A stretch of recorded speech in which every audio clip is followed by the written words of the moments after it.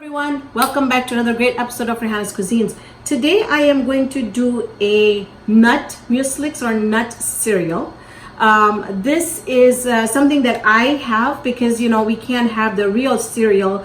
So this is going to be a low carb, very healthy, keto friendly dessert or cereal, or a topping for anything that you're making. So now I don't have specific measurements for this, but I do have, we're going to start off with unsalted butter, 3 tablespoons that I'm already going to put in my pan here so it can start melting. And then now for the nuts, I'm going to show you what we're doing here. So I have here a mixture of what I like, and depending on what I like, I have more or less of. So I've got pistachios in here, and I'll give you about roundabout figures of how much I have. So about 1/4 of a cup of crushed pistachios. They're already roasted. I've got now this packet, I'm going to use the whole thing. So this one, because the sunflower seeds are great. So this is about 10.5 ounces. It's the sunflower kernels, which are roasted and unsalted. All right. Now I also have the pepitas here. Now the pepitas are roasted, but they're salted, and I've got about a cup of that over here. I've got these coconut. Let me show you the type of coconut that I'm using. This coconut is, you should be able to find these. These are shaved coconut, and doesn't really say anything on the label. It just says coconut chips. Now I know that Costco sells coconut smiles, and I haven't found it in Minnesota in the Costco that I go to.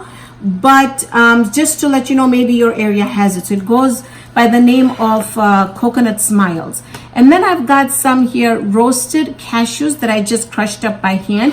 And then here I have 1/2 cup of pecans, which are also roasted, and I just cut them up with my hands, chopped them. And now I'm also going to be adding some sliced almonds. Now sliced almonds are a really big problem for me because the digestive issues that I have, it does not digest the almonds. So when I have something like this kind of stuff that does not digest, then I bleed. So I am going to make this cereal, but then what I do usually is I just grind up that my part of it, and I use it in my whatever I want to top it off. Or there's a pudding, there's a chia seed pudding that I make. I'll also do a video of that, and I use that in there too. So here you'll see that I've got my butter melted really well. So at this time I am going to add all this in here. Now this recipe I got inspired by the cereal that I have, the Oriental salad recipe that I have. Now I will put up the link above for you guys to check it out. But that also I am going to work on it so that it is a low carb salad for us. So what you want to do here is you just want to keep on roasting this. And while this is roasting, I'm also going to go ahead and add about 2 to 3 tablespoons of my choice of sweetener. Now my choice of sweetener, I'm going with erythritol.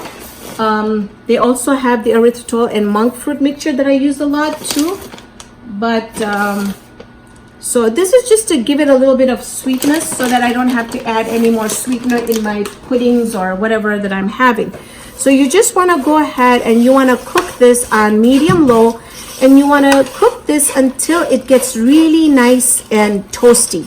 So let me go ahead, mix this up, get this to be really nice and roasted. I'll come back and I'll show you what it looks like. This has been toasted on like medium high for about 5 minutes, and you can see that it looks a little bit light brown, so it's getting there. So at this point now, I'm just going to add a little bit or 1/4 of a cup of slivered almonds. And slivered almonds get browned very, very quickly, so that's why you want to add it towards the end. Now you could, like I said, add more if you like. I just chose not to add too much because of what I go through with that. And then another thing also is that you can go ahead and flavor this with maple syrup. So this is completely optional, but I'll show you what kind of maple syrup I use. But this is really powerful, so I'm just going to do about just a tablespoon of it to give it that maple syrup flavoring. Now you can completely omit this step, but I love maple syrup the flavor of it. So I usually add a little bit of it in there. So now we're just gonna cook this just a little bit more, roast this, and then also go ahead and wait until the almonds are really nice and toasted. Now you could do this in the oven if you like. I always do it on the stovetop. I just feel like I have more control over it, but you're welcome to do it in the oven if you like.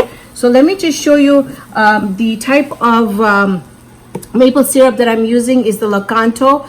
And if I look back here, the total carbs is 9 grams, dietary fiber is 3 grams, total sugars are 0 grams, includes 0 grams added sugars, but sugar alcohols are 5 grams. And see here that it's getting the sugar alcohols from the fruit sweetener, which is the erythritol monk fruit extract. And then, and it is, this is non-GMO. So this is something that I have started using and I love it. And I don't think there's an aftertaste to it, but everybody has their own taste. So you will have to try it on your own and see. For me, I think that it's been a lifesaver for me. I sweeten everything with it. So I'll put the link of that on below the description box as well.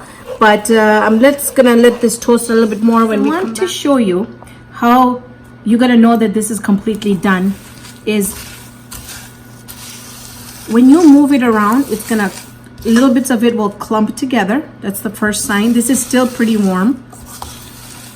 I'm telling you, the smell, the aroma. Somebody commented that I should not say the smell, so I apologize, but the aroma of this is amazing. It's so good. Now, there's a couple things that you can add in here that I decided not to add in there, but I usually have it in my chia pudding anyways. You could add hemp seeds to that.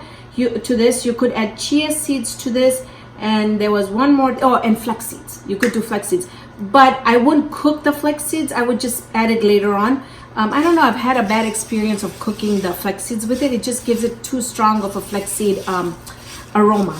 So this is all done. I want to show you the one that I did before I did this recipe, and that is right here because that one's still pretty warm. So you look at it, how it's just so beautiful. See that? And it's crunchy, and it's got the right amount of salt, it's got the right amount of sugar, or the sugar, the sweetness, and it's great. It's so great. You can even have it on your coconut yogurt. So if you're going to have any type of yogurt, this is going to be great. So good. So if you make this, make sure to hashtag Raihanascuisines on it, or anything from Raihanascuisines that you make. I would love to see pictures on it.